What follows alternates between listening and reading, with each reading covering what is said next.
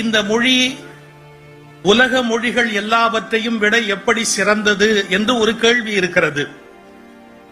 சரியான வார்த்தையில் சொல்வதென்றால், உலகத்தில் பல மொழிகள் தவழக்கற்ற காலத்தில் காலில் சதங்கை கட்டி ஆடிக்கொண்டிருந்த மொழி தமிழ் என்பது தமிழினுடைய ஒரு தனித்த சிறப்பு.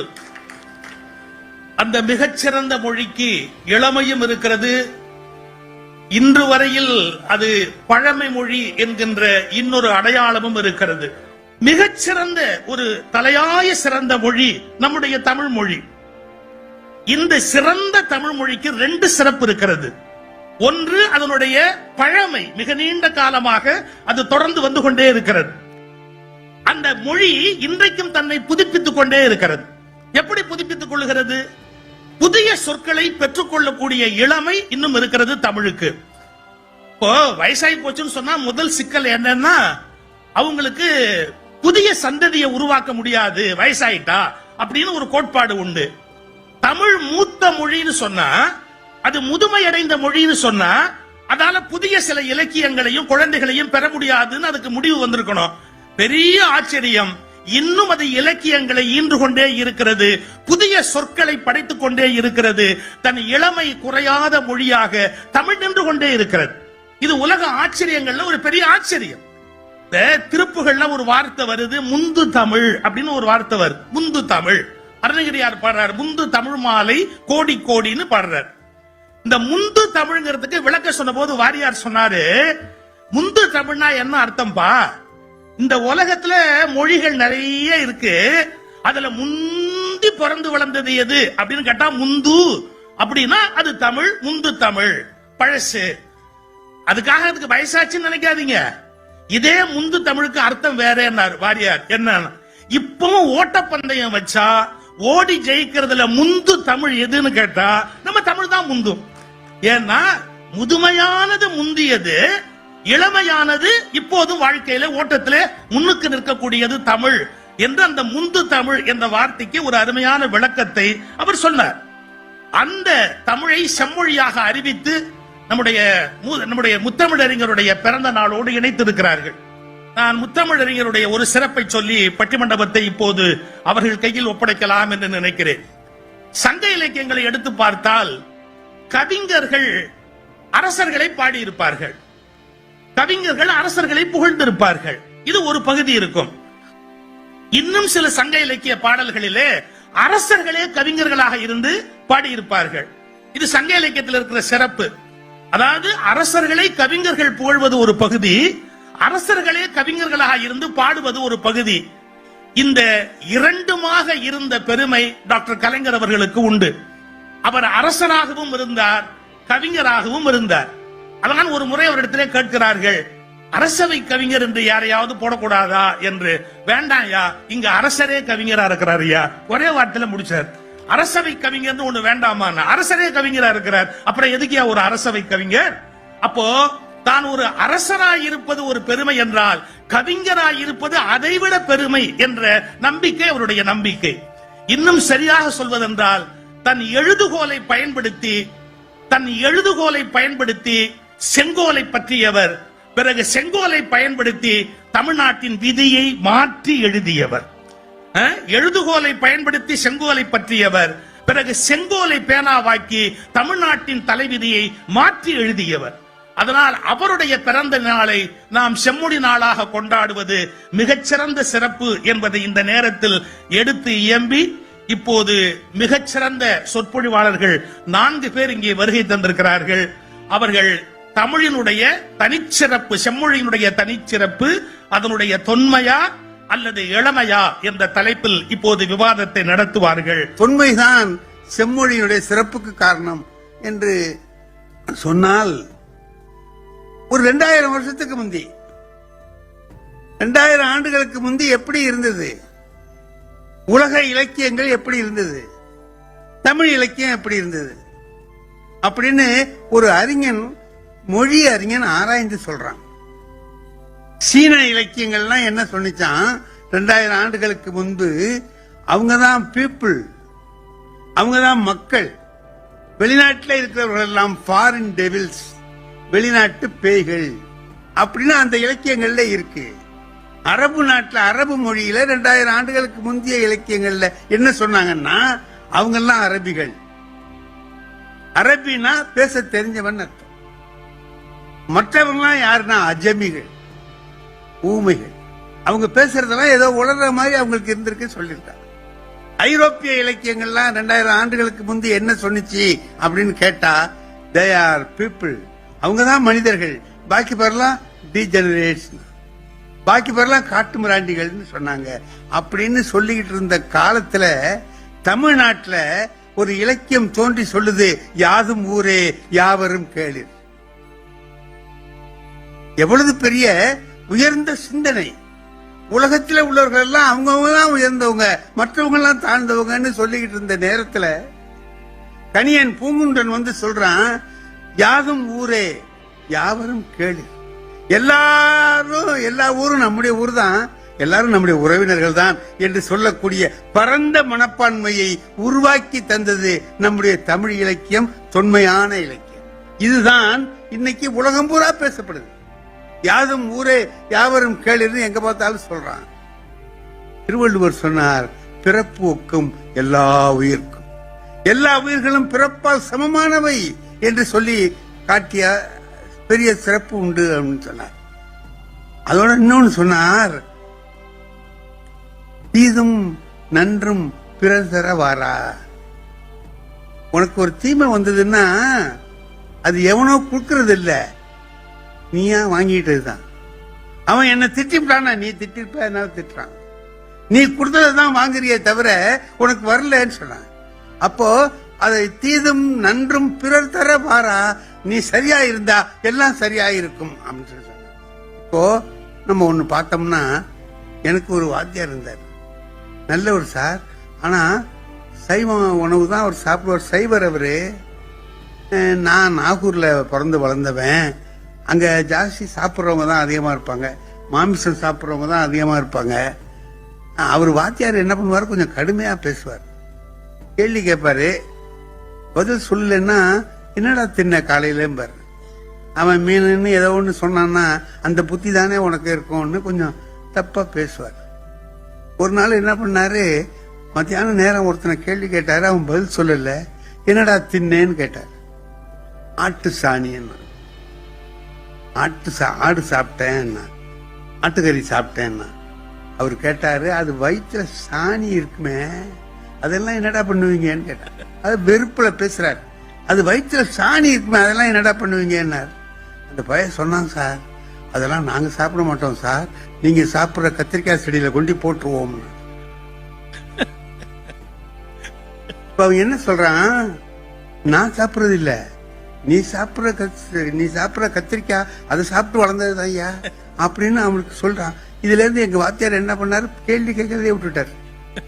இனி இந்த பயல்கிட்ட கேட்டாக்கா தப்பா வரும்னுட்டு, தீதும் நன்றும் பிறர் தர, நீ பேசின பேச்சினால உனக்கு வந்து சேர்ந்ததே தவிர அது தானா வரலன்னு சொன்னார். அந்த மாதிரி பாக்குற பொழுது எல்லாம் யாருக்கு எப்படி சொன்னா, ஒரு 4 நெறிகள் நம்முடைய தமிழ் நெறிகள் சொன்னா, ஈ என இரத்தல் எழிந்தென்று, ஈயேன் என்றால் அதனினும் இழிந்தன்.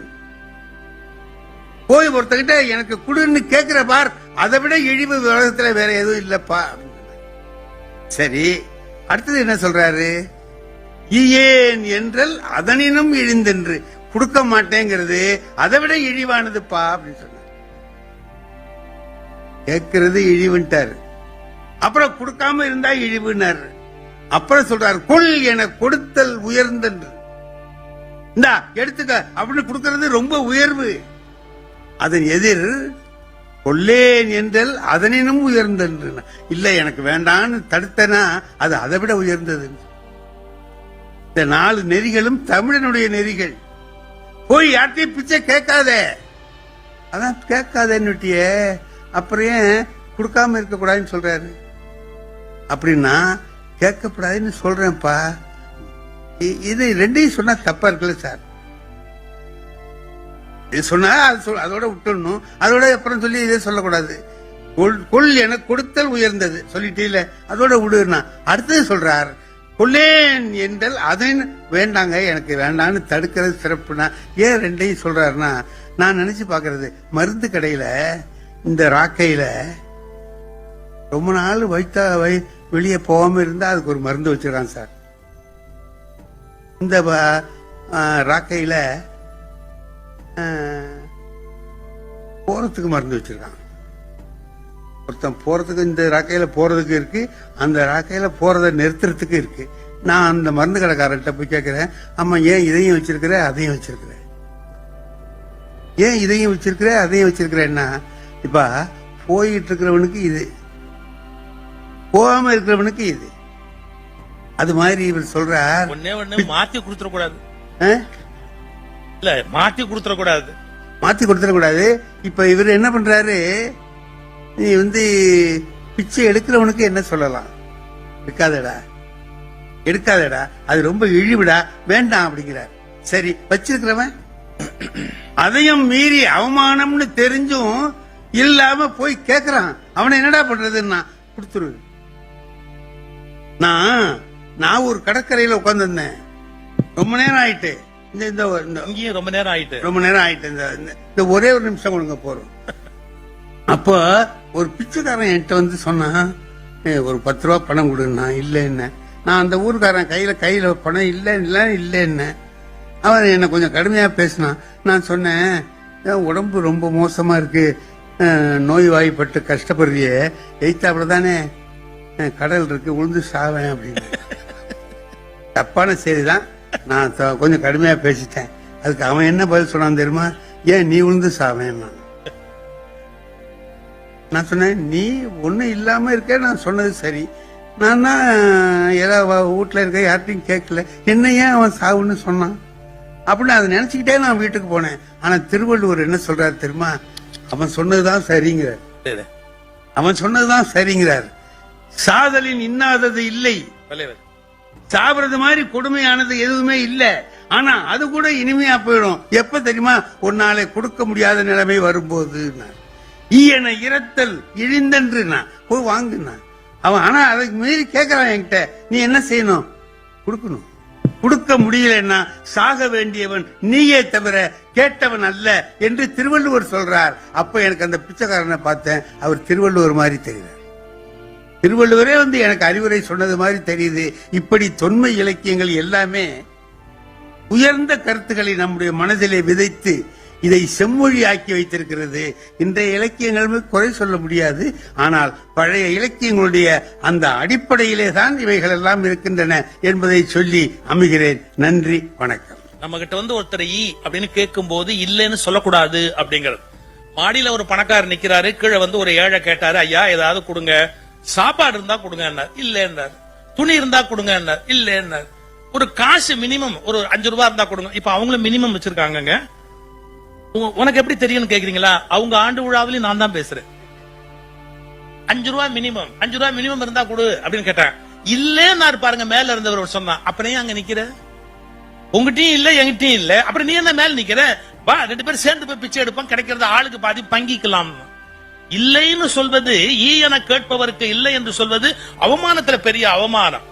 அதுக்கு அடுத்த வார்த்தை சொல்றாரு பாருங்க, அதே மாதிரி கொள் என கொடுப்பது, கொள்ளேன் என்று மறுப்பது, இப்படி தமிழர்கள் வாழ்க்கை நெறியை தங்கள் இலக்கியங்களில் பதிவு செய்து வைத்திருக்கிறார்கள். அந்த பகுதியை ரொம்ப அழகா ஐயா சொன்னாங்க. இல்ல இளமைதான் எல்லாமே அந்த மொழியினுடைய தனிச்சிறப்புக்கு காரணம் என்று பேசுவதற்கு நல்லாசிரியர் விருது பெற்ற பெருமைக்குரிய ஐயா நகைச்சுவை இமயம் புலவர் ராமலிங்கம் அவர்கள் வருகிறார். அன்பானவர்களே, தமிழ் எந்த வகையிலும் எந்த நூற்றாண்டிலும் வளைந்து கொடுத்து புதுமைகளை ஏற்றுக்கொள்ளுகிற ஒரு அற்புத சக்தியும் வல்லமையும் வாய்ந்ததுதான் தமிழ் மொழி. அதனால்தான் அந்த துறைக்கு கூட தமிழ் வளர்ச்சி துறை என்றுதான் நாம் வைத்திருக்கிறோமே தவிர, அது உலகத்திலே என்னன்னா, ஒரு மனுஷன் வளர்றான்னா அவனுக்கு மூப்பு வரும், ஆனால் நம்முடைய தமிழ் வளர வளர இளமை வருகிறது என்றால் அதனால்தான் நாம தினந்தோறும் அனைவரும் தமிழ்த்தாய் வாழ்த்தை பாடுகிற போது, உன் சீரிழமை திறம் வியந்து செயல் மறந்து வாழ்த்துதுமே என்றுதான் வாழ்த்துகிறோமே தவிர அதனுடைய தொன்மையை நாம் போற்றுகிறோம், அதை பின்பற்றுகிறோம். ஆனால் வாழ்த்துவது அதனுடைய சீரிழமையைத்தான். எதை எப்படி சொல்ல வேண்டும் என்பதை தொன்மை இலக்கியம் மட்டும் சொல்லவில்லை, இன்றைய இலக்கியங்களும் எடுத்து சொல்லுது.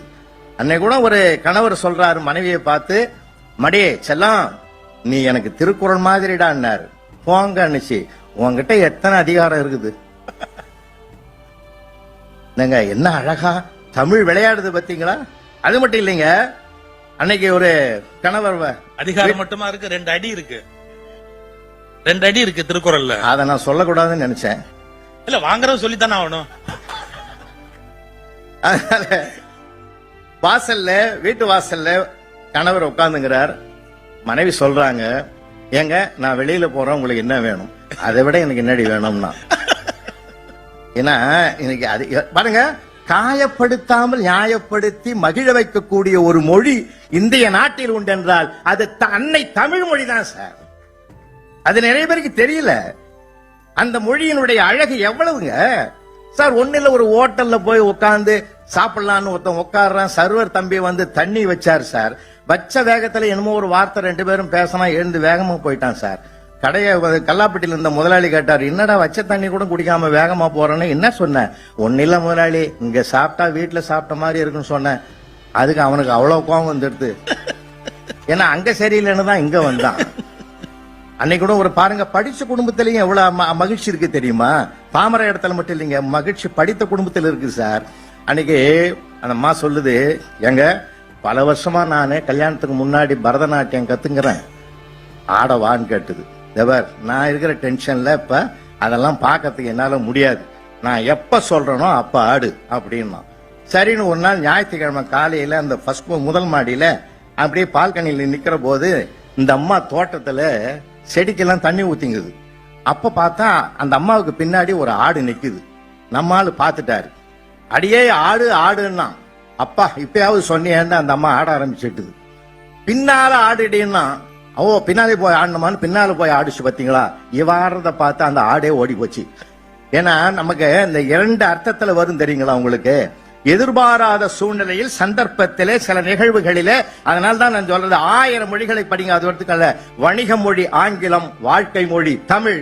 அந்த தமிழை நாம படிக்க படிக்க தான் நம்ம வாழ்க்கையில மகிழ்ச்சி வரும். அதனால தான் பாத்தீங்கன்னா இன்னைக்கு வாழ்க்கையில எவ்வளவு விஷயங்கள், எவ்வளவு சிறப்புகள் இருக்குது இருக்கு. அன்பானவர்களே, ஒரு செய்தியை நான் சொல்வதில் நான் பெருமைப்படுகிறேன். செப்பு தகட்டில் இருந்த செம்மொழி, செப்பு தகட்டில் இருந்த செம்மொழி இன்றைக்கு சிப்பு தகட்டுக்கும் தன்னை தயார்படுத்திக் கொண்டது என்றால் இதுதானே தமிழினுடைய இளமைத்தன்மை. கல்வெட்டிலே இருந்த தமிழ் இன்றைக்கு கணிப்பொறியிலே வருவதற்கும் தகுதி பெற்றிருக்கிறது என்றால் அதனால் தான் முத்தமிழறிஞர் அது செம்மொழி என்று அறிவித்திருக்கக்கூடிய மகத்துவத்தை நாம் உணர்வதற்கான வாய்ப்பு. அன்பானவர்களே, இன்றைக்கு நிறைய இடங்களை பார்க்கிறோம் சார். தேரில் தொன்மைக்கும் பழமை புதுமைக்கும் என்ன விஷயம் தெரியும், வித்தியாசம் தெரியுமா? தேரிலே வந்து மக்களை சந்தித்த அந்த தொன்மை காலத்து மன்னர் தெருவிலே நடந்து வந்து மக்களை சந்திக்கக்கூடிய மக்களின் முதல்வர் தான் நம்முடைய மாண்புமிகு முதல்வர் என்கிற புதுமை. இன்றைக்கு எதெல்லாம் புதுமையோ அவையெல்லாமே இளமைதான் சார், அவையெல்லாமே இளமைதான். ஒன்றை நான் சொல்ல ஒரு நிமிடம் வாய்ப்பு கொடுக்குமாறு கேட்கிறேன். தோழியை பற்றியும் தலைவியை பற்றியும் தலைவனை பற்றியும் பாடியது தொன்மை தமிழ். தோழிக்கான தங்கும் விடுதியை பற்றி பேசுவது புதுமை தமிழ் என்றால் பல நிலைகளை நாம் சிந்தித்து பார்க்க வேண்டும். மாண்புமிகு நீதியரசர் அவர்களே, ஒரே ஒரு ஒப்பீடை மட்டும் இங்கே நான் பதிவு செய்வதிலே நான் பெருமை அடைகிறேன். ஒரே காட்சி, அந்த ஒரே காட்சியை காலந்தோறும் புலவர்கள் பார்க்கிறார்கள். அந்த வர்ணிப்பதற்கு அவர்கள் வார்த்தைகள் கிடைக்கவில்லையே என்று எந்த கவிஞனும் ஏங்கிய வரலாறு தமிழ் மொழியை பற்றி கவலைய, அதாவது வரலாறே இல்லை. ஏன்னா எல்லா காலத்துக்கும் பாடுவதற்குரிய பாடுபொருளுக்குரிய சொற்கள் கொடுத்து கொண்டே இருக்கிற வளமான மொழிதான். ஒரே ஒரு காட்சி நீதிமன்றம் அனுமதிக்க வேண்டும். விளைந்து பயிர் இருக்கிற காட்சியை பார்த்து நெடுநல்வாடையிலே பாடினான் கவிஞன் தொன்மை தமிழிலே. வண்டு ஓட்டு நெல்லின் வரிகதிர் வணங்க, சலசல என்று காற்றிலே வீசுகிற அந்த நெற்கதிர்கள் ஒலியிலே உட்காருகிற வண்டுகள் பறந்து ஓடுகிறது என்று அவன் எழுதினான்.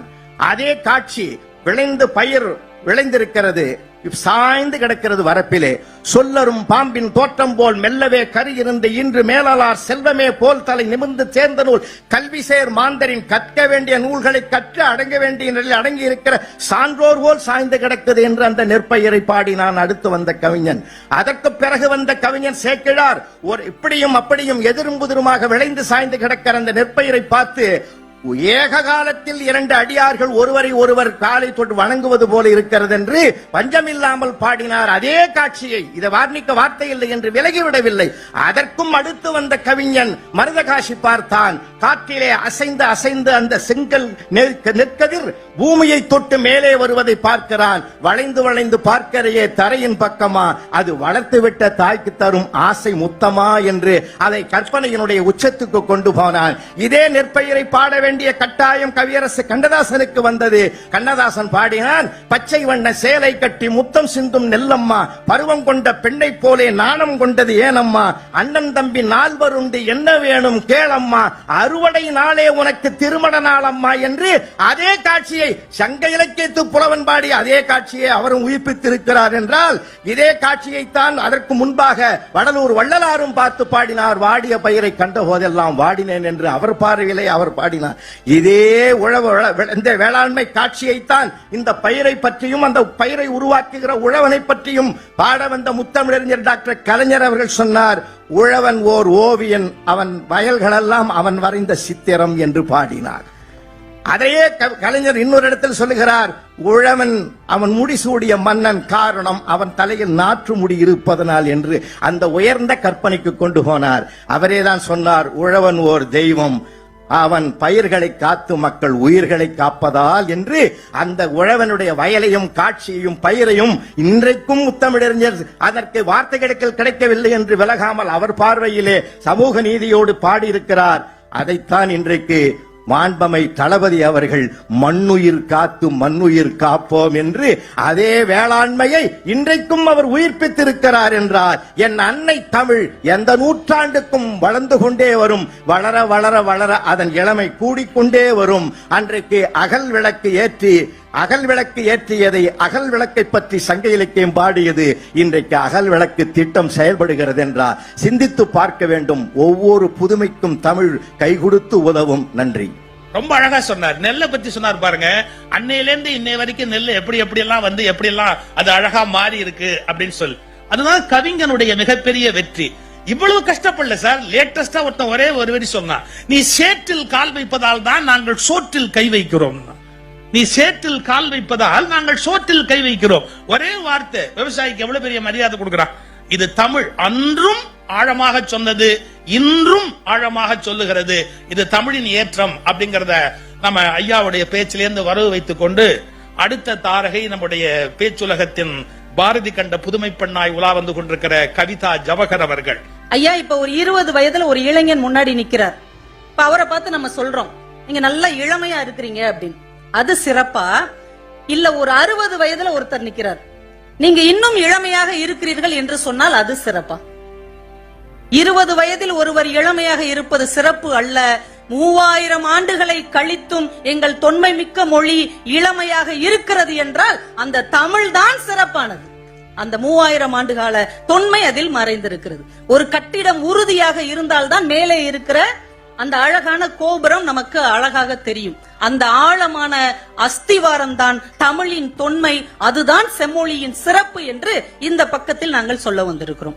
ஒரு மொழியியல் ஆய்வு அமைப்பு சொல்லுகிறது, சராசரியாக ஒவ்வொரு 40 நாட்களுக்கும் ஒரு சிறிய மொழி அழிந்து கொண்டே வருகிறது.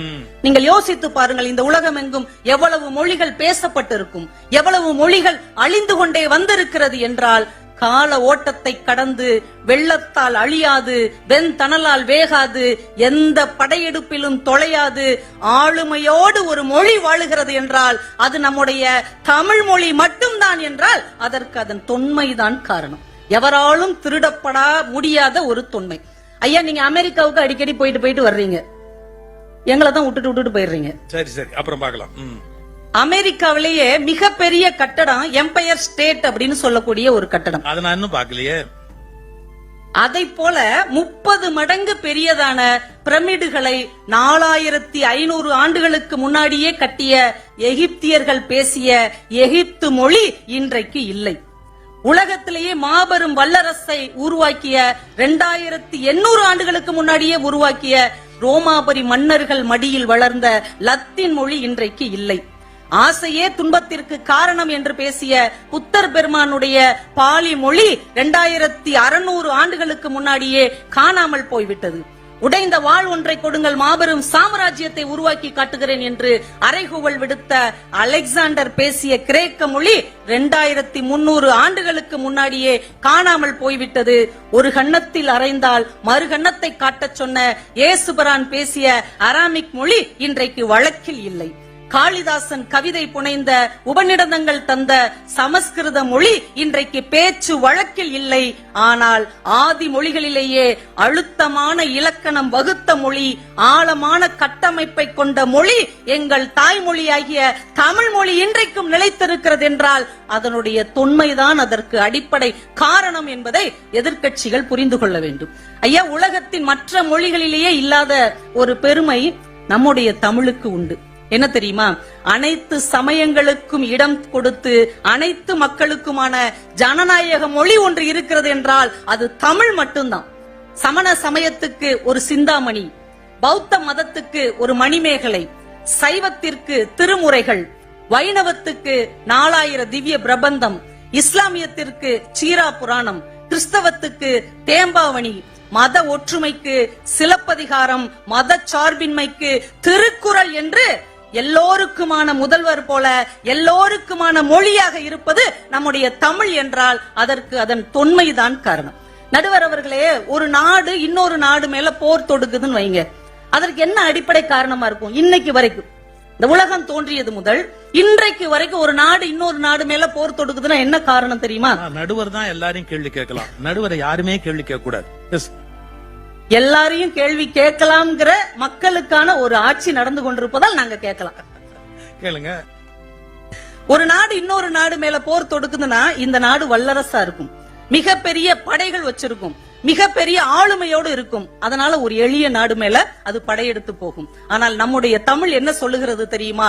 ஒரு நாடு இன்னொரு நாடு மேல் படையெடுக்க வேண்டும் என்றால் அது திறன்மிக்க தேர்ப்படை வைத்திருந்தால் மட்டும் போதாது, ஆற்றல் மிக்க யானைப்படை வைத்திருந்தால் போதாது, விரைந்து செல்லக்கூடிய குதிரைப்படை இருந்தால் மட்டும் போதாது, வலிமை மிக்க காலாட்படை இருந்தால் மட்டும் போதாது, உங்கள் பக்கம் அறம் இருக்க வேண்டும், உங்கள் பக்கம் நியாயம் இருக்க வேண்டும், உங்கள் பக்கம் தர்மம் இருக்க வேண்டும். அப்படி என்றால் தான் இன்னொரு நாடு மீது போர் தொடுக்க வேண்டும் என்கின்ற போரின் அறநெறியை அன்றைக்கு சொன்னது நம்முடைய தமிழ். அறநெறி முதற்றே அரசின் பொற்றம் என்று புறநானூற்றில் சொல்லப்பட்டதை இன்றைக்கு எந்த உலக நாடுகளும் ஒத்துக்கொள்ளாவிட்டாலும் தமிழ் திரும்ப திரும்ப அதை சொல்லுகிறது என்றால் அதனுடைய தொன்மை அதற்கு காரணமாக இருக்கிறது. ஐயா, ஒரு அம்மா இருக்கிறாங்க, அவங்களுடைய மகள் திடீர்னு ஒருத்தனை காதலித்து திருமணம் பண்ணிட்டு போயிட்டா, சொல்லாம கொள்ளாம போயிட்டாங்க. இப்ப அந்த காட்சியை கற்பனை பண்ணி பாருங்க. மகள் இல்லாத ஒரு வீடு, அவ விளையாடின ஒரு பொம்மையை எடுத்து அந்த அம்மா பாக்குறாங்க. பொம்மை மாதிரி இருந்த என் மக விளையாடின பொம்மை, அவ வச்சு வளர்த்த ஒரு பசுங்கிளி, கிளி மாதிரி இருந்த என் மக வளர்த்த கிளி. இன்னைக்கு எல்லா பொருட்களும் இங்க இருக்குது. இத பார்க்கும் போதெல்லாம் எனக்கு அவன் நினைவு வருது. என்னை எப்படி மறந்து அவ என்னை விட்டுட்டு போன அப்படின்னு ஒரு தாய் கலங்குகிறார்கள். இது என் பாவைக்கு இனிய நன்பாவை, இது என் பைங்கிளி எடுத்த பைங்கிளி, காண்தோறும் காண்தோறும் கலங்க நீங்கினளோ என் பூங்கனாலே.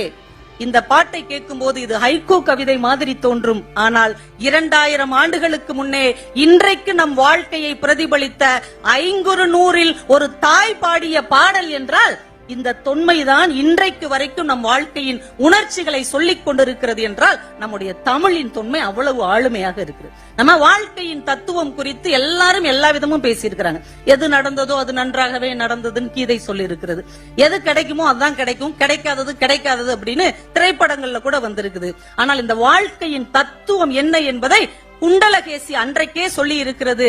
மரிப்ப மரியும், மலிர்ப மலிரும், பெருப பெரும், பெற்று இழப்ப இழக்கும், அறிவது அறிவார், அழுங்கார் உவவார், உருவதும் உரும் என்று உரைப்பது நன்று. வாழ்க்கையில உங்களுக்கு என்ன கிடைக்குமோ அது கிடைக்கும், எது கிடைக்கலையோ அது கிடைக்காது. திரும்ப அது கிடைச்சாலும் கிடைக்கும், கிடைச்சதை இழந்தாலும் இழக்க நேரிடும். இதை உணர்ந்து கொண்டவர்கள் இன்பத்தின் போது ஆடமாட்டார்கள், துன்பத்தின் போது வாட மாட்டார்கள் என்கின்ற ஒரு மாபெரும் உலக தத்துவத்தை அன்றைக்கே குண்டலகேசியில் சொன்னது நம்முடைய தமிழின் தொன்மை என்று சொன்னால் அதை தொட்டுத்தான் இன்றைக்கு அது இளமையாக மலர்ந்து கொண்டிருக்கிறது. ஐயா, தமிழ் என்பது வெறும் மொழி அல்ல, இது ஒரு பண்பாடு, இது ஒரு அறம், இது ஒரு அன்பு.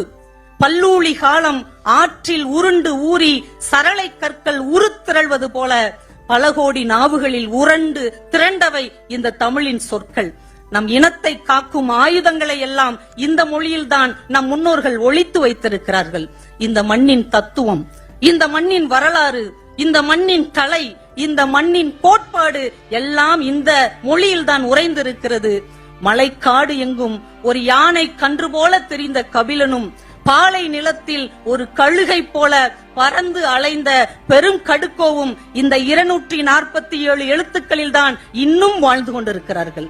அவ்வையும் வெள்ளி வீதியும் ஆதி மந்தியும் காரைக்கால் அம்மையாரும் எங்கள் ஆண்டாளும் அமுதப்பால் ஊட்டி வளர்த்த மொழி இந்த மொழி. வள்ளுவனும் இளங்கோவும் கம்பனும் இந்த 3 லட்சம் சொற்களில் தான் இன்றும் உயிர் வாழ்ந்து கொண்டிருக்கிறார்கள் என்றால் அந்த தொன்மைதான் செம்மொழியின் சிறப்பு என்று சொல்லி வாய்ப்பளித்த அத்துணை நல்ல உள்ளங்களுக்கும் நன்றி கூறி விடைபெறுகிறேன். நன்றி. 3 விஷயம். எந்த நூற்றாண்டிலும் தோற்று போகாமல் இலக்கியங்களை படைத்துக் கொண்டே இருந்த மொழி தமிழ். அது அழகா குறிப்பிட்டாங்க. முரண்பாடான கருத்துக்கள் இருக்கலாம், ஆனால் ஒரு நூற்றாண்டில் கூட தமிழ் ஓய்ந்ததில்லை. சமணம் இலக்கியமாக இருக்கும், அல்லது சைவ இலக்கியமாக இருக்கும், அல்லது சங்க இலக்கியமாக இருக்கும். தன்னை எப்போதும் படைப்பில் ஈடுபடுத்திக் கொண்டே இருந்த மொழி. 1ஆம் நூற்றாண்டுனா சங்க இலக்கியங்கள், 3ஆம் நூற்றாண்டுனா சிலப்பதிகாரம், மணிமேகலை, இருண்ட காலம்னு சொல்லக்கூடிய களப்பிரர் காலத்துல கூட நீதி இலக்கியங்கள், பிறகு 6, 7, 8 நூற்றாண்டிலே சைவ வைணவ இலக்கியங்கள், 9, 10 நூற்றாண்டிலே இதிகாச புராணங்கள், 11லிருந்து 15ஆம் நூற்றாண்டு வரையிலே சிற்றிலக்கியங்கள், 16, 17, 18ஆம் நூற்றாண்டிலே கிறிஸ்துவ இஸ்லாமிய இலக்கியங்கள், 19, 20ஆம் நூற்றாண்டில் புத்தலக்கியங்கள், பாரதி, பாரதிதாசன், கண்ணதாசன் என்று இன்றைய வைரமுத்து வரையில் பிள்ளை ஈன்று கொண்டே இருக்கிற வயிறு தமிழ்த்தாயின் தனி வயிறு. இப்படி தொடர்ந்து படைப்பை கொடுத்து கொண்டே இருக்கக்கூடிய ஆற்றல் அதனுடைய தனிச்சிறம். அதுல ஹைக்கூங்கிற கவிதை இப்ப வந்ததுன்னு சொன்னா கிடையாது.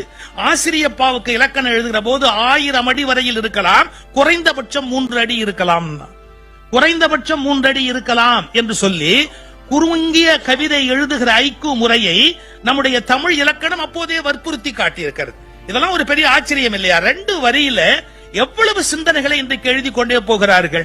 அந்த 2 வரிக்குள்ள பெரிய புரட்சி. வாலி ஒரு முறை முத்தமிழறிஞரை பாடுகிறார் ஒரு மேடையில, திருவள்ளுவர் சிலை வைத்திருக்கிற போது என்ன ஒரு 2 வரி அற்புதமான வரி சொன்னார். எல்லோரும் காகங்கள் உட்கார சிலை வைப்பார்கள், நீ மேகங்கள் உட்கார சிலை வைத்திருக்கிறாய்.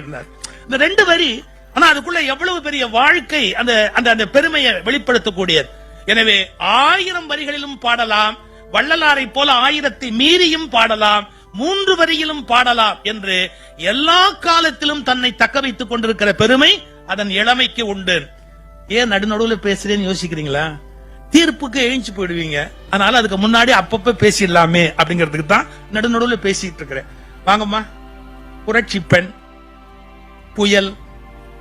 ஐயா புயல்னு சொல்லாங்களா? ஐயா பேச்சு புயல், பெருமைக்குரியவர், இன்னைக்கு நாவீறு கொண்டு தமிழகம் எங்கும் நடமாடி கொண்டிருக்கிறவர், பெண்களின் பாதுகாவலர், ஆண்கள் அச்சப்படக்கூடியவர், ஆண்கள் அவரை பார்த்தால் அச்சப்படவர்.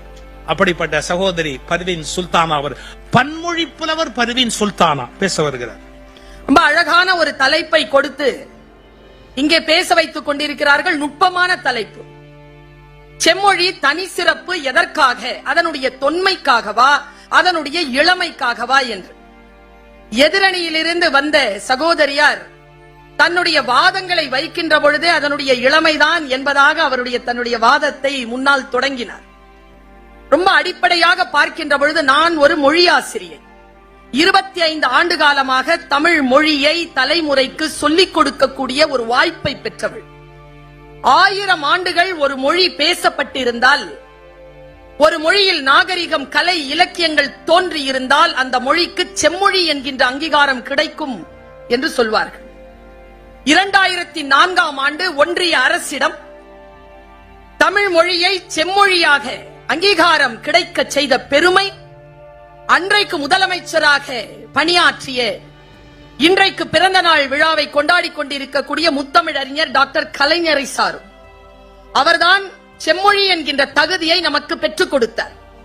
நான் ஒரு நுட்பமான விஷயம் சொல்கிறேன். 2004ஆம் ஆண்டு நமக்கு இந்த தகுதி கிடைத்தாலும் 1000 ஆண்டுகள் பேசப்பட்டிருந்தால் போதுமானது என்கின்ற வரையறைக்குள் நாங்கள் அதை பெற்றிருக்கிறோம்.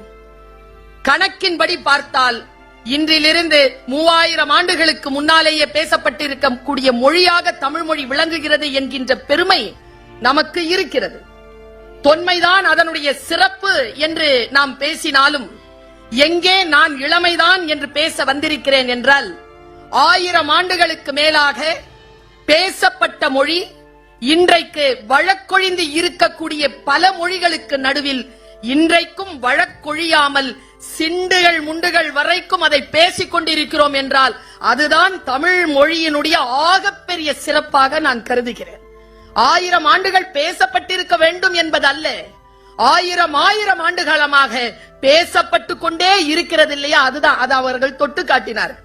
20 வயசு பையன் இளமையோட இருக்கிறது பெருசா, 90 வயது கடந்த ஒரு மனிதர் இளமையோடு இருக்கிறது பெருசானா, 90 வயது கடந்தவர் இளமையோடு இருக்கிறது தான் பெருசு.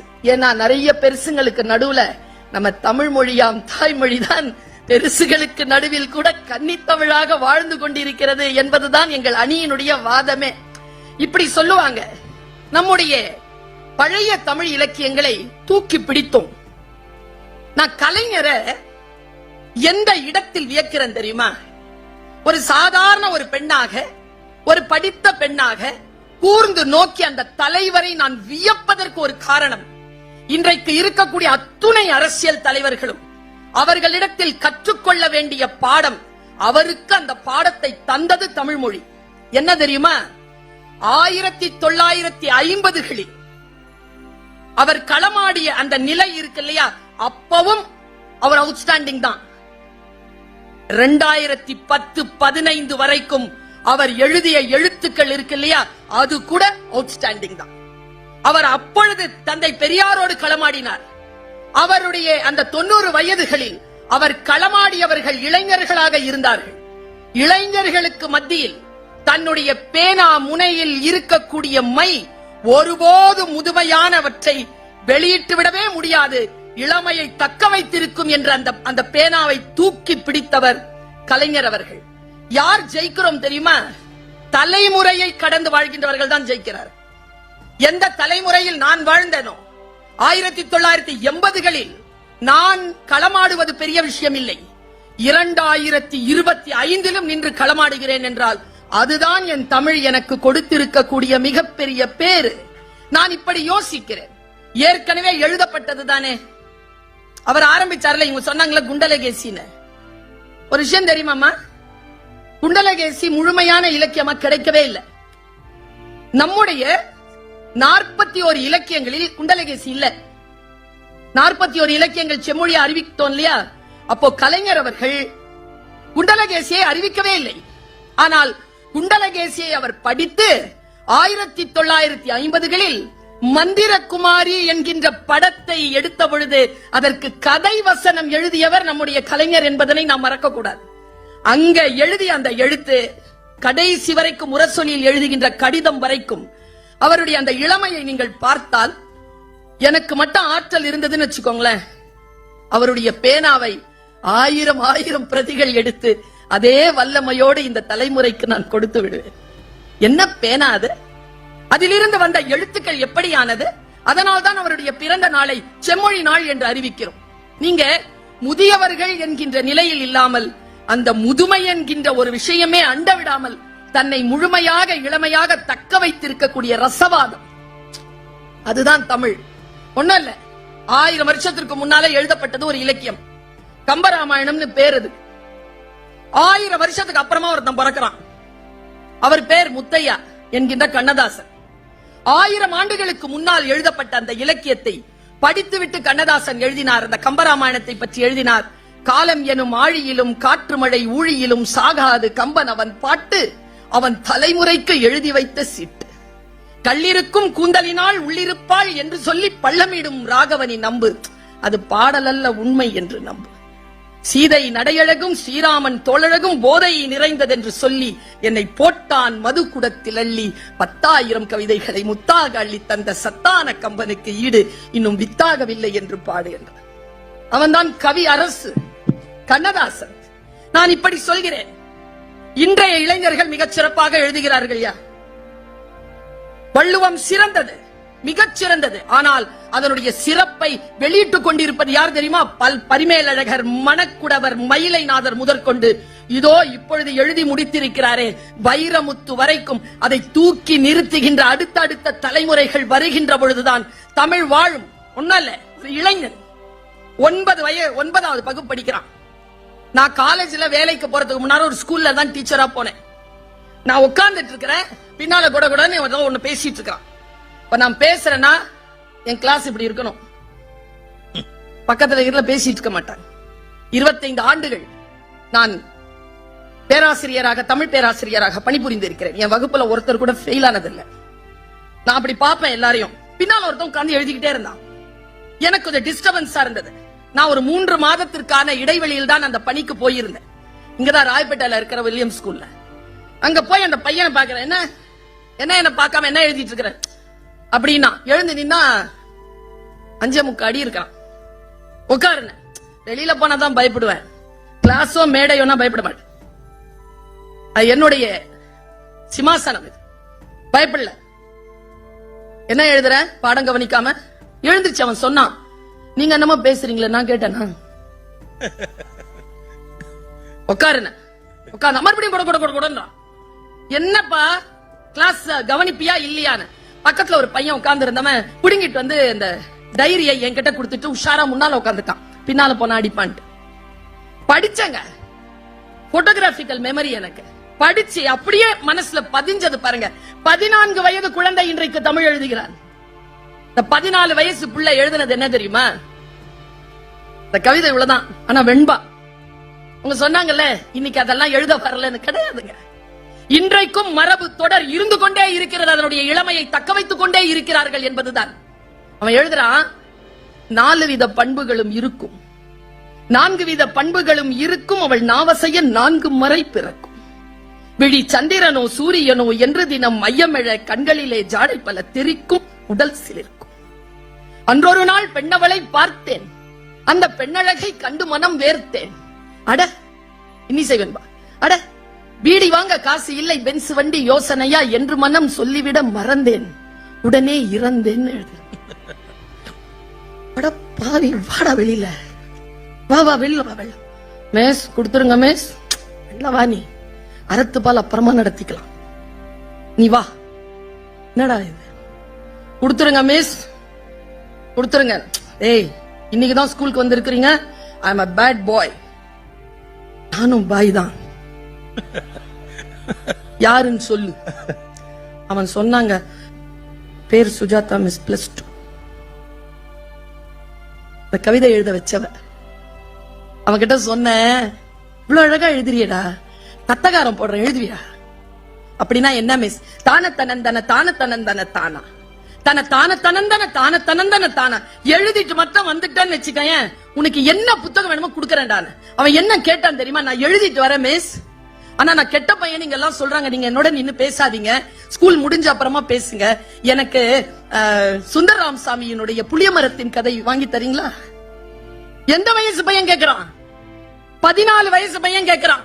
சுந்தரராமசாமியின் புளியமரத்தின் வாங்கி தரேன், எழுதிட்டு வா. இன்னொரு வாட்டி சொல்லுங்க மிஸ். தான தனந்தன தான தனந்தன தானா, தன தான தனந்தன தான தனந்தன தானா. புரியல மிஸ், உனக்கு புரியுற மாதிரி சொல்லவா? சொல்லு. அவ வானத்து நிலாவ வளைச்சி போட்டு வச்சிருக்கா பொட்டு, அவ வானத்து நிலாவ வளைச்சி போட்டு வச்சிருக்கா பொட்டு, அது அத்தா மனச தொட்டு. இதாண்டா அடி எடுத்து கொடுத்துட்டு எழுதிட்டு வாங்க. அடுத்த நாள் புள்ள எழுதிட்டு வந்துச்சுங்க. as a டீச்சர் நான் சொல்றேன், என்ன தொன்மை என்கிறீர்கள்? அவ யார் தெரியுமா? அவள் சீரிழமை திறம்பியந்து செயல் மறந்து அப்படி பார்த்துட்டு நிக்கிற கூடிய பேரழகி அவள், பெருந்தாய் அவள், பெரும் கன்னி அவள் தமிழ். வெறும் தொன்மை தான். இதோ இந்த விஷயத்தோட நான் நிறைவு செய்யறையா. அந்த பையன் எழுதிட்டு வந்தான், நான் வாசிக்கிறேயா. அவன் மனசுலதான் இருக்கு, எழுதி வைக்கல நான் இந்த கவிதையை. அவன் எழுதுறான், கண்ணுக்குள்ளிருக்கு காவேரி போல காத்து இருக்கும் பொண்ணே, பக்கம் ஓடி வாடி என் கண்ணே, நான் காத்து காத்து நின்னு மனசு வாடி போச்சு ஏங்கி, என்ன வாட்டுவதேனோ பாங்கி. அந்த டைம்ல காவேரி பிரச்சனை ரொம்ப ஹை லெவல்ல ஓடிட்டு இருந்த டைம். இப்படி எழுதுறான் பாருங்க, கண்ணுக்குள்ளிருக்கு காவேரி போல காத்து இருக்கும் பொண்ணே, பக்கம் ஓடி வாடி என் கண்ணே, நான் காத்து காத்து நின்னு மனசு வாடி போச்சு ஏங்கி, என்ன வாட்டுவதேனோ பாங்கி. அடுத்தது எழுதுறான் பாருங்க, என்ன சங்க இலக்கியத்துல நான் மூழ்கி மூழ்கி முத்தெடுத்தவள் தான். ஆனால் அதே திணறலோடு இந்த குழந்தையின் கவிதையை நான் பார்க்கிறேன். பெய்யும் மழையில மின்னல போல முகத்தை நீயும் காட்டி, பெய்யும் மழையில முன்னல போல முகத்தை நீயும் காட்டி, என் உசுர கொஞ்சம் மாட்டி, நான் செத்து செத்து பொழைக்க நீயும் போகிறியே நில்லு, என்ன கொல்லுவதேன்னு சொல்லு. நீ ஓடக்கரையில வளைஞ்சு நெளிஞ்சு நடக்க அழக பார்த்து இந்த அனசில் இருக்குது வேத்து, வழி போகும்போது நின்னு முகத்தை நீயும் கொஞ்சம் காட்டு, இந்த உசுரை இன்னும் வாட்டு. நீ வையற போதில வளைஞ்சு நெளிஞ்சு கோலம் போட்டு பழக அத்தான் ரசிக்க அந்த அழக. உன் கொலுசு சத்தம் குலுங்க குலுங்க ஏங்குதடி நெஞ்சு, வஞ்சி நீயும் வந்து கொஞ்சு, என் மாம வீட்டு மயில நீயும் மாறி போகலாமா, என்ன வாட்டி வதக்கலாமா, நான் கொஞ்ச வஞ்சி நீயும் மிஞ்சி போகலாமா, மனச போட்டு மிதிக்கலாமா. முடிஞ்சிருச்சாடா கவிதைன்னு? முடிஞ்சிருச்சு மேடம். நாடா மிதிக்கலான்னு முடிச்சிருக்கிற, ஒழுங்கா முடி. புக்கு ஒழுங்கா முடி தரேன். ஒழுங்கா முடிக்கிறதுனா என்ன மிஸ்? சுபமா முடிடா. சின்ன பையன், நீ காத்திருக்கிற எவ்வளவு காலமா? சுஜாதா என்னடா பண்றா? +2 தான் சொல்லிட்டேனே மிஸ். நீ ஏன்டா 9th இருக்கிற? நானும் அவளும் சேர்ந்துதான் மிஸ் படிச்சோம். அவளை நினைச்சுக்கிட்டே நான் இருந்துட்டு அவன் முன்னேறிட்டா மிஸ். நீயே முன்னேறிப்போ, ஒழுங்கா எழுது. அடுத்த நாள் எழுதிட்டு வந்தாங்க, முடிச்சிட்டு வந்தான் அவன். நீ காலு மேல கால போட்டு அலைஞ்ச தண்ணி மேல, நீ காலு மேல கால போட்டு அலைஞ்ச தண்ணி மேல இந்த மனசு பதிஞ்சதால நான் ஓட்ட போட்ட ஓடம் போல ஆடுறேண்டி சாலம், நாம கூடுவது எந்த காலம். எழுதிட்டானா? எழுதி முடிச்சு அவனும் பரிசு வாங்கிட்டான். நான் சொல்லுகிறேன், நேற்று இந்த சென்னையில் 6000 கவிஞர்கள் பங்கு கொண்ட ஒரு மிகப்பெரிய போட்டி, உலகமெல்லாம் தமிழ் கவிதை போட்டி நடந்தது. அதில் 59 கவிதைகள் தேர்ந்தெடுக்கப்பட்டு முதல் 3 கவிதைகளுக்கு 1 லட்சம் ரூபாய் பரிசு கொடுக்கப்பட்டது நேற்று சென்னையில். நாம் கண்காணாத இடத்தில் கூட தமிழ் வளர்ந்து கொண்டுதான் இருக்கிறது. தமிழை நேசிப்பவர்கள் இருந்து கொண்டுதான் இருக்கிறார்கள். அந்த 1 லட்சம் ரூபாய் பரிசு பெற்ற கவிதையை மட்டும் நான் வாசிக்கிறேன். உங்களுடைய வீட்டிற்கு செல்லும் போது பைகளில் இதை எடுத்து செல்லுங்கள். இந்த கவிதையை என்ன ஒரு விஷன் பாருங்க. இதுதான் தமிழ். அப்டேஷன் இருக்குல்ல, இன்னைக்கு மட்டும் இல்ல, இன்னும் 1 லட்சம் ஆண்டு போனாலும் எப்படி நம் தமிழ்நாட்டில் இருக்கக்கூடிய கோவில் கோபுரங்கள் நம்முடைய மாண்பை சொல்லுகின்றனவோ, அப்படி நம்முடைய தமிழ் எழுத்துக்களும் கவிதைகளும் இந்த உலகத்திற்கு நம்முடைய மாண்பை சொல்லும், இந்த அன்பை சொல்லும், இந்த அறிவை சொல்லும். பாருங்க, இதான் முதல் பரிசு, 1 லட்சம் ரூபாய் பரிசு பெற்ற கவிதை. தான் இருந்த குளத்தின் முழு பரப்பையும் பார்க்கிறது கொக்கோடு பறக்கும் மீன். நீங்க சொன்னீங்க இல்லையா 3 வரி. தான் இருந்த குளத்தின் முழு பரப்பையும் பார்க்கிறது கொக்கோடு பறக்கும் மீன். இது முதல் பரிசு. 2வது பரிசு பேசினா கால்ல இருந்து நிலம் நகர்ந்துரும். பழக்க தோஷத்தில் 4 காப்பி என்றார்கள் 3 முதியவர்கள். 3வது பரிசு, விரல் நுனியில் இருந்து நழுவ விட்ட சிறுமியை தேடி அலைகிறது பலூன். மனச தொடங்க, தமிழ் மனச தொடும். நீ எதுவும் பேசு, தமிழ்ல பேசு. நீ திருக்குறளை பேசு, சென்றியு பேசு, நீ ஹைக்கூ பேசு, நீ சங்க இலக்கியம் பேசு, நீ அரசியல் பேசு, நீ எதுவும் பேசு, மனிதநேயம் பேசு, நீ சமூக நீதி பேசு, தமிழ்ல பேசு. தமிழுக்கு இருக்கக்கூடிய அந்த ஆற்றல் இன்றளவும். நீங்க என்ன 96 வயது முதியவர் ஓடுறாரா, அழகா இருக்கிறார். ஓட்ட பந்தயத்துல ஒலிம்பிக்ல ஓடுற அளவுக்கு இளமையோடு இருக்கிறோம்ல, அதானே தமிழ். நான் என்னுடைய தாத்தா பார்த்த மலையை நான் பார்க்கிறேன். என் தாத்தா சுவாசித்த காற்றை நான் சுவாசிக்கிறேன். என் தாத்தா கால் பதித்த அந்த கடல் நீரில் நானும் கால் பதிக்கிறேன். இது உலகத்தில் இருக்கக்கூடிய எல்லோருக்கும் கிடைக்கக்கூடிய பெருமை. ஆனால் என் மூத்தோன், என் முன்னோன் பேசிய மொழியை நானும் பேசிக் கொண்டிருக்கிறேன், என் தலைமுறையும் பேசும் என்பதுதான் அதன் இளமையின் ரகசியம் என்று சொல்லி செம்மொழி என்கின்ற தகுதியை நமக்கு தந்து அந்த நாளை தந்தவர் பெயரால் கொண்டாடி நம் அனைவருக்குமான, நான் ஒன்னு சொல்றேங்க, நமக்கான காவல் தெய்வமா நான் நினைச்சிட்டு இருந்தது முத்தமிழறிஞர் தான். அவர் இந்த மண்ணுலகை விட்டு போகின்ற பொழுது இன்னொரு பாடிகார்ட் முனுசாமியை கொண்டு வந்து நம்ம முன்னால நிறுத்திட்டார். அது நமக்கான பாடிகார்ட். அது அந்தோனியோ அப்துல் ரஹ்மானோ போகும்போது எலுமிச்சப்பழத்தை வச்சுட்டு தான் போகணும். அதை தாண்டி நமக்கான வரலாறு இல்லை, அதை கடந்து நமக்கான பாதுகாப்பு இல்லை. அந்த தளபதி தான், அந்த தலைவர் தான் தமிழ் இனத்தை, செம்மொழியை மீண்டும் மீண்டுமாய் நம்முடைய அடுத்த தலைமுறைக்கு கொடுக்கக்கூடிய ஒற்றை வாய்ப்பு என்பதனால் என் தமிழால் உங்களை வாழ்த்துகிறேன். இல்லாண்டு இன்பாண்டு பண்பாண்டு பாராண்டு வாழ்க பல்லாண்டு பல்லாண்டு பல்லாண்டு என்று வாழ்த்தி அமைகிறேன். நன்றி, வணக்கம். உங்க கவிதையை எழுதி கொடுத்தவங்க கடிகாரம்னு ஒரு கவிதை எழுதி கொடுத்திருக்கலாம். அந்த கடிகாரம்ங்கிற ஒரு கவிதை மட்டும் அவங்களுக்கு வரவே இல்லை போல் இருக்கு. தமிழ் வளர்ச்சித்துறையில இருந்து அதை பரிசா கொடுத்தா கூட நல்லா இருக்கும். வளர்ச்சித்துறையை பத்தி முதல்ல ஒரு செய்தி சொல்றேன். நாம எத்தனையோ ஆண்டுகளுக்கு முன்பு தமிழ் வளர்ச்சித்துறை என்ற ஒன்றை அமைச்சிட்டோம். இப்போ கேரளாவிலிருந்து போன ஒரு சட்டம் நிறுத்தப்பட்டது. என்ன தெரியுமா? மலையாள வளர்ச்சித்துறை என்று அமைப்பதற்கு அவர்கள் போட்ட அந்த பில் தான் வித்ஹெல்ட் பண்ணப்பட்டது. நம்ம எவ்வளவு முன்னாடி இருக்கிறோம் தெரிஞ்சுக்கங்க. மலையாள வளர்ச்சித்துறை என்பதை தொடங்க முடியாதபடி ஜனாதிபதியால் தடுக்கப்பட்டிருக்கிறது கேரளா. ஆனால் தமிழ் வளர்ச்சித்துறையின் வெற்றி விழாவை கொண்டாடி கொண்டிருக்கிறது தமிழ்நாடு. அதுக்கு வெறும் பிரசிடென்டோட அப்ரூவல் வாங்க முடியாம அவங்க கஷ்டப்படுறாங்க. நாம எப்பவோ ஜமாச்சிட்டோம், எங்கேயும் மேல போயிட்டோம். அதுதான் நம்முடைய முன்னேற்றத்தினுடைய அடையாளம். இந்த மொழியோட பெருமையை சொன்னா எவ்வளவு சொல்லலாம். மத்தியானம் சாப்பாட்டுக்கு லேட் ஆயிடும். அதனால என்ன, ஒரு 5 நிமிஷம் இன்னைக்கு கொஞ்சம் முன்ன பின்ன சாப்பிட்டா என்ன ஆயிட போகுது, கொஞ்சம் பொறுத்துக்கங்க. ஒரு 5 நிமிஷத்துல சொல்ல வேண்டிய செய்திகளை சொல்றேன். இந்த மொழி மாதிரி லாஜிக்கல் லாங்குவேஜ், தர்க்க நெறியோடு கூடிய மொழி பார்க்க முடியாது. இந்த மொழி எப்படி காரண பெயர்களாகவே ஒன்றை உருவாக்குகிறது. சார் சும்மா இருக்கும் போது ஆலமரம் அப்படின்னா இதுக்கு என்ன ஆலமரம்னு பேர் வச்சேன்னா, அகல மரம் ஆலமரம் 2 குரில் ஒரு நெடில் ஆகும். அகல என்பது ஆல என்று மாறும். பெரிய மரம் மாமரம் என்றதுக்கு பேர் வச்சா.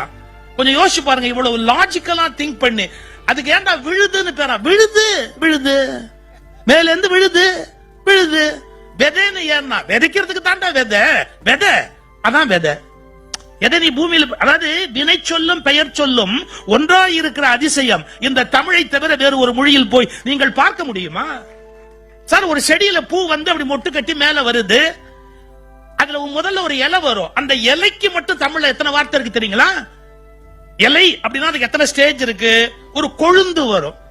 கொழுந்துங்கிறது முன்னாடி முதல்ல ஆயிரதம் கொழுந்து திருப்பாவை வர வார்த்தை. கொழுந்து என்ன அர்த்தம்னு கேட்டீங்கன்னா, முதல்ல வர சின்ன இலைக்கு கொழுந்துன்னு பேரு. ஒரு ஆச்சரியம் சொல்லட்டுமா? வீட்டுல உறவை கூப்பிடுற போது கொழுந்தனார்னு ஒரு வார்த்தை வச்சா. உறவுல கணவனுடைய சின்ன தம்பிய கொழுந்தனார்னு கூப்பிட்டா என்ன அர்த்தம்?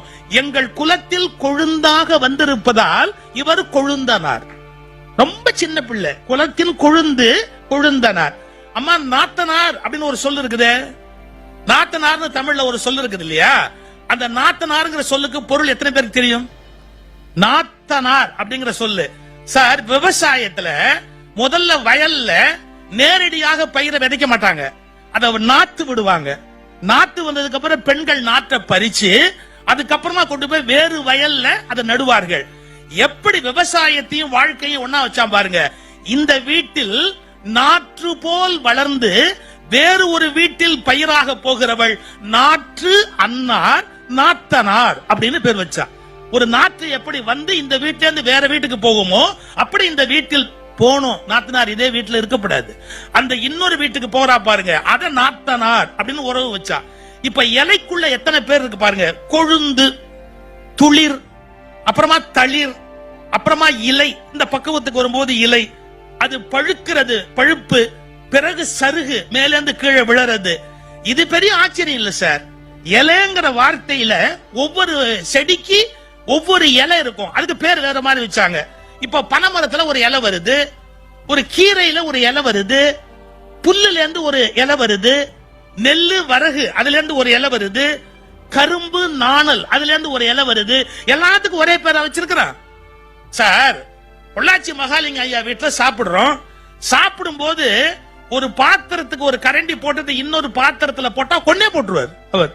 சாம்பாருக்கு தனி கரண்டி இருக்கணும், ரசத்துக்கு தனி கரண்டி இருக்கணும், பொரியலுக்கு தனி கரண்டி இருக்கணும். போட்ட கரண்டியை போட்டா கொன்னே போட்டுருவார். கோவம் வந்துடும் அவருக்கு. என்ன அர்த்தம்?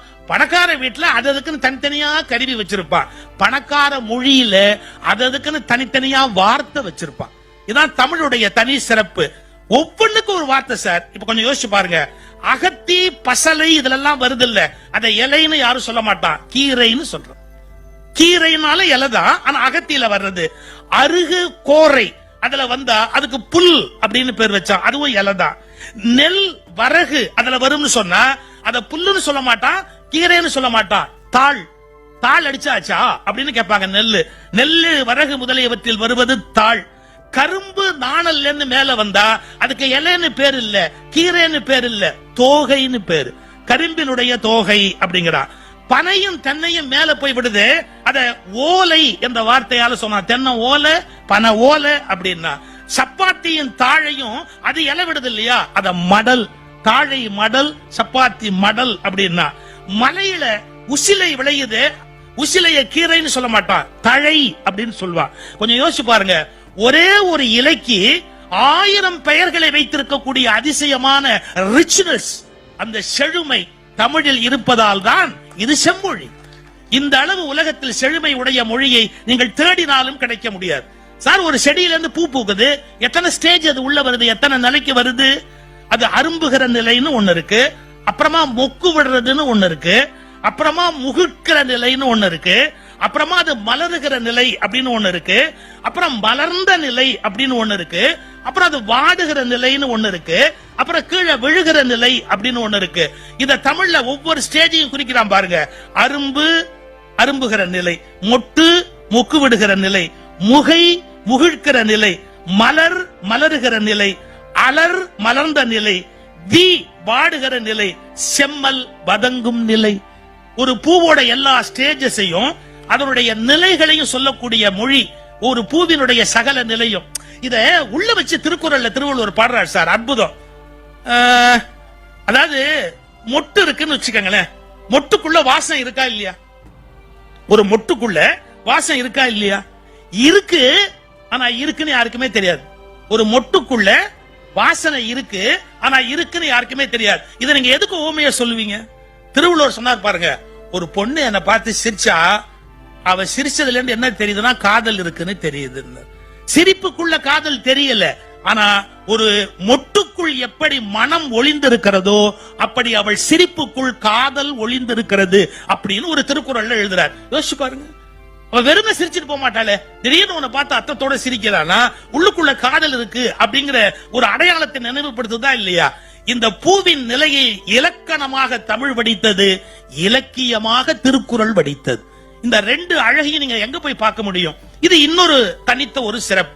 இந்த மொழியின் சிறப்புகளை பட்டியலிட்டு கொண்டு போன மணிக்கணக்கா சொல்லிக் கொண்டே போலாம். ஆனா இன்னைக்கு என்ன தலைப்பு? இது இளமை முதுமை ரெண்டுல எது செம்மொழியினுடைய சிறப்பு அப்படின்னு கேட்கிறார். முதல்ல நாம ஒண்ணு புரிஞ்சுக்கணும், இந்த ரெண்டு எதிரெதிரான நிலை இருந்தாலே அது பகைன்னு நினைக்க கூடாது. ரெண்டு எதிரெதிரா இருந்தா அத பகைன்னு நினைக்க கூடாது, ஒண்ணுக்கொண்ணு அணி அப்படின்னு நினைக்கணும். அது ஒரு அலங்காரம். ஒரு தடவை என்ன ஒருத்தர் பாராட்டி ஒரு வார்த்தை சொன்னார், நான் அப்படியே விட்டுருங்க, அதுக்கு கருத்தை மட்டும் சொல்றேன். ஆன்மீகமும் பகுத்தறிவும் இரு துருவங்கள் என்று சொல்லுகிறார்கள். சுகி சிவத்துக்கு அது இரு புருவங்கள், இரு துருவங்கள் என்று சொல்லுகிறார்கள். அவருக்கு அது இரு புருவங்கள். இரு துருவங்கள்னா ஒண்ணுக்கு ரொம்ப எதிரா இருக்கிறதால தள்ளி இருக்கு. இரு புருவங்கள்னா ரெண்டுமே இருக்கிறதால தான் அழகா இருக்கு. கொஞ்சம் கற்பனை பண்ணுங்க, ஒரு புருவத்தோட ஒருத்தர் வந்தா பக்கத்துல போய் நிக்க முடியுமா? அப்போ இது ரெண்டு தள்ளி தள்ளி எங்கேயோ தொலைவில் இருக்கிற பகையின் அர்த்தம் அல்ல. இளமையாவும் இருப்பது ஒரு அழகு, முதுமையாவும் இருப்பது ஒரு அழகு. இந்த ரெண்டு அழகு சேர்ந்திருப்பதுதான் தனிமை, தமிழோட தனி அழகு. சிலது முதுமையா மட்டுமே இருக்கு. சான்ஸ்கிரிட் முதுமை, ஆனால் இளமைக்கு ஒண்ணுமே இல்லை. இன்னைக்கு வந்த உலக இலக்கியங்கள் பல இருக்கு, இது இளமை, ஆனா அதுக்கு வரலாறே இல்ல. படிச்சு பார்த்தா 300 வருஷத்துக்கு முன்னாடி ஒண்ணுமே இல்ல. நான் அந்த மேடையில முதல்வரை பார்த்தா ஒரு ரிக்வெஸ்ட் வைக்கணும், அது இல்லாம போக கூடாது. நாங்க சமீபத்துல லண்டன் போயிருந்தோம். ஷேக்ஸ்பியருடைய வீட்டை எப்படி வச்சிருக்கான் தெரியுங்களா? ஷேக்ஸ்பியருடைய பழைய வீட்டை அப்படி வச்சிருக்கான். அவரு அதாவது இந்த வந்துருவாரு அப்படின்னு சொல்ற மாதிரி அந்த வீடு அவர் இருந்த காலத்துல எப்படி இருந்திருக்குமோ அதே மாதிரி அந்த ஷேக்ஸ்பியருடைய வீட்டை வச்சிருக்கிறார். அந்த தெருவுல ஷேக்ஸ்பியருடைய சிலை வச்சிருக்கிறார். அது முக்கியம் இல்ல, ஷேக்ஸ்பியருடைய பாத்திரம், கேரக்டர், அதுக்கு சிலை வச்சிருக்கிறார். அது மாதிரி நம்ம தமிழ்நாட்டுல பாரதிக்கு நாம் ஒரு சிறப்பு செய்யணும். பாரதி வாழ்ந்த வீடு இப்படியே இருந்துடக்கூடாது. பாரதி வாழ்ந்த போது அது எப்படி இருந்ததோ அந்த அனுபவத்தை பாரதி வீட்டுக்குள்ள பார்க்கணும். அதே மாதிரி வள்ளுவர் கோட்டத்துக்குள்ள போனா இந்த தமிழ்நாட்டின் ஒட்டுமொத்த வரலாறும் அந்த வள்ளுவர் கோட்டத்துக்குள்ள தெரியும்படியாக இந்த மொத்த தமிழர் வாழ்க்கையை எப்படி வள்ளுவர் படம் பிடித்திருக்கிறாரோ அதை நாம ஃபீல் பண்ணணும். பள்ளிக்கூடத்து பிள்ளைங்க டெய்லி எக்ஸ்கர்ஷன் மாதிரி வரணும், அந்த வள்ளுவர் கோட்டத்தை பார்வையிடக்கூடிய பழக்கம் உருவாகணும். இதெல்லாம் இருந்தாதான் நம்முடைய பாரம்பரியம் என்ன, நம்முடைய பெருமை என்ன என்பதை தெரிந்து கொள்ள முடியும். இப்ப நிறைவா ஒரே ஒரு வார்த்தை சொல்லி நான் முடிச்சிடுறேன். எதிரெதிரா இருக்கிறதாலேயே அது பகைன்னு நினைக்க வேண்டாம். நான் இப்ப உயிரோடு இருக்கிறேங்கிறதுக்கு என்னங்க அடையாளம்? நுரையீரல் சுருங்கி விரிதல் ஒன்றுக்கொன்று எதிரான செயல். நான் உயிரோடு இருக்கிறேங்கிறதுக்கு அடையாளம். அதனால தான் இத்தனை பேர் உயிர் எடுக்க முடியுது. இப்போ என் இதயம் சுருங்கி விரிந்தால் மட்டும்தான் நான் உயிரோடு இருக்க முடியும். இப்ப நல்லா புரிஞ்சுக்கணும், வயிறு சுருங்கி விரிகிற போதுதான் அது முழுமையான சீரணத்தை செய்ய முடிகிறது. சுருங்குதல் என்பதற்கு விரிவடைதல் என்பது எதிர்நிலை, விரிவடைதல் என்பதற்கு சுருங்குதல் என்பது எதிர்நிலை. இரண்டு எதிர்நிலைகள் இணைந்தால் மட்டும்தான் ஒன்று உயிரோடையே இருக்க முடியும். எவ்வளவு பெரிய வாழ்க்கை ஆச்சரியம்! அதனால இளமை என்பது ஒரு நிலை, முதுமை என்பது ஒரு நிலை. இது பல மொழிகளுக்கு தனித்தனியாக இருக்கிற போது இது இணைந்திருப்பதுதான் தமிழினுடைய தனிச்சிறப்பாகவே இருக்கிறது. இத எப்படி புரிஞ்சுக்கிறதுன்னா, அண்மை காலத்துல எழுதி மறைந்த சுஜாதா ஒரு ரெண்டு வரியில முடிச்சுட்டு போயிட்டார். எப்படி இருக்கு அப்படிங்கிறதுக்கு உதாரணம் சொன்னாரு. சங்ககால பாட்டை எடுத்துங்க, ரொம்ப சிம்பிளா சொல்றாரு. சங்ககால பாட்டை எடுத்துங்க, அந்த சங்ககால பாட்டை எடுத்து நீங்க படிச்சு பாருங்க, வச்சுக்கோங்க. இப்ப இருக்கிற ஒரு பையன்ட்ட அதை கொடுத்து படிக்க சொல்லுங்க, அர்த்தம் கேளுங்க, தாராளமா ஒரு 90% கண்டுபிடிச்சிருவான். 2-3 வார்த்தை அவனுக்கு பழக்கத்துல இல்லாத ஒரு வார்த்தையா இருக்கும். நம்ம சொல்லி கொடுத்துட்டோம்னா உடனே அவன் புரிஞ்சுக்குவான். நல்ல கவனிங்க, 2000 வருஷத்துக்கு முன்னாடி எழுதின பாட்டு இப்ப இருக்கிற அர்த்தம் சொல்ல முடியும். ஏன் திருக்குறள் எடுத்துக்கங்களேன், அகர முதல எழுத்து எல்லாம் ஆதி பகவன் முதற்றே உலகு. புரியாதா? புரியும். 2000-3000 ஆண்டுகளுக்கு முன்பு எழுதப்பட்ட விஷயங்கள் இன்றைக்கு இருக்கிற ஒருவனாலும் படித்து பொருளை புரிந்து கொள்ள முடியும் என்றால் ஒரு 90% மேல் பொருள் கொள்ள முடியும்னா என்ன அர்த்தம்? ஒருவேளை ஒரு 3000 வருஷத்துக்கு முந்தின தமிழனும் இன்று வாழுகிற தமிழனும் சந்தித்தால் கூட அவர்கள் பேசிக் கொள்ளுவது புரியும். இந்த ஆச்சரியம் உலகத்துல எந்த மொழிக்கும் கிடையாது. 300 வருஷத்துக்கு முன்னாடி இங்கிலீஷ்காரன் பேசின பாஷைய இப்ப இருக்கிற இங்கிலீஷ்காரன் பேச சொன்னா புரியாது. ஒரு 300 வருஷத்துக்கு முன்னாடி பிரெஞ்சுல இருந்து பேசப்பட்ட பாஷைய இப்ப இருக்கிற பிரான்ஸ்காரன் பேச சொன்னா புரியாது. ஏன்னா அவங்க மொழி அவ்வளவு மாற்றம் அடைஞ்சிருச்சு, செதஞ்சிருச்சு, உருமாறிடுச்சு, எங்கேயோ கொண்டு போய் நிறுத்தி இருக்கு. ஒரு 300-400 ஆண்டுகளுக்கு முந்தைய அந்த நாட்டு மனிதன் அதே மொழியை இப்போது வாழ்பவனோடு பேச வேண்டும் என்று விரும்பினாலும் பேச முடியாது. ஆனால் ஒரு பெரிய ஆச்சரியம், என்னோடு கணியன் பூங்குன்றனார் பேச முடியும், நான் கணியன் பூங்குன்றனாரோடு பேச முடியும், நான் திருவள்ளுவரோடு பேச முடியும், திருவள்ளுவர் என்னோடு பேச முடியும், நான் கம்பனோடு பேச முடியும், கம்பன் என்னோடு பேச முடியும். 3000 ஆண்டுகளானாலும் அன்று இருந்த தமிழனும் இன்று இருந்த தமிழனும் பேசிக் கொள்ளக்கூடிய ஒரே மொழி தமிழாக மட்டுமே இருப்பதற்கு காரணம் முதுமையும், முதுமையில் இருந்து தொடர்ச்சியாக இருக்கிற இளமையும் தான் அதனுடைய வெற்றிக்கு காரணம். அப்ப தீர்ப்புன்னு ஒண்ணு சொல்லுமே, என்ன தீர்ப்பு? இளமைன்னு நான் சொல்ல விரும்பல, முதுமைன்னு சொல்ல விரும்பல. இது இரண்டும் இணைந்ததுதான் தமிழின் தனிச்சிறப்பு. அதுதான் செம்மொழி என்ற அந்தஸ்தை அதற்கு பெற்று தந்திருக்கிறது. பழமை என்கிற ஒன்றும் இன்னொரு இளமை என்கிற ஒரு சிறப்புமாக சேர்ந்து இரண்டும் இணைந்திருத்தல் என்பதுதான் தமிழின் தனிச்சிறப்பு என்கிற காரணத்தால் செம்மொழி என்ற சிறப்பை பெற்று தந்திருப்பது இளமையும் முதுமையும் இணைந்திருக்கிற தன்மை. அந்த தன்மையைத்தான் செம்மொழி என்பது சுட்டுகிறது. அதை வாங்கி கொடுத்த வழங்கிய நம்முடைய முத்தமிழ் அறிஞர் அவர்களையும், அதை கட்டி பாதுகாத்து வருகிற நம்முடைய இந்நாள் முதல்வர் அவர்களையும் இந்த தமிழ் இன்னும் பலகாலம் உங்களுக்கு கடமைப்பட்டு இருக்கிறது என்பதை நினைவூட்டி வாழ்த்தி வணங்கி விடைபெறுகிறேன். நன்றி.